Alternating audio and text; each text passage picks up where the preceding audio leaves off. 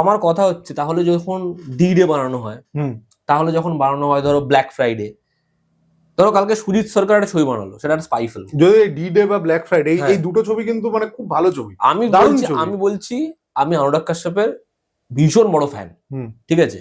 সে right wing, left wing, middle wing আমার জানার দরকার নেই, আমি তার ভীষণ বড় ফ্যান। আমার কাছে তার যে ক্রিয়েটিভ সত্তা সেটা সব থেকে বেশি ইম্পর্টেন্ট তার পলিটিক্যাল ইডিওলজির থেকে। ঠিক আছে, কারণ আমি এটা মনে করি যে একজন আর্টিস্টের আর্টের থেকে বড় তার ব্যাকগ্রাউন্ড হতে পারে না, তার আর্টটা, তার ক্রিয়েশন সব থেকে বড়। অনুরাগ কাশ্যপ যদি কালকে একটা এরকম ছবি বানায়, যেই ছবিতে দেখানো হচ্ছে যে ভারতের এরকম ভাবে অ্যাটাক হয়েছে, 26/11 ছবিটা ধরো রামগোপাল বর্মা বানিয়েছে, নানা পাটেকারের যে সিকোয়েন্সটা, যেখানে ওকে বলছে যে এদের গায়ের রক্ত, এদের গায়ের গন্ধ শোক, এদেরকে তোদের যারা পাঠিয়েছে জান্নাতে যাবে, এদের বডি দাফানি হয়নি, ওই যে সিনটা, ওই যে সেট পিসটা, ওটা যখন তুমি দেখবে তোমার গায়ের রক্ত গরম হয়ে যাবে।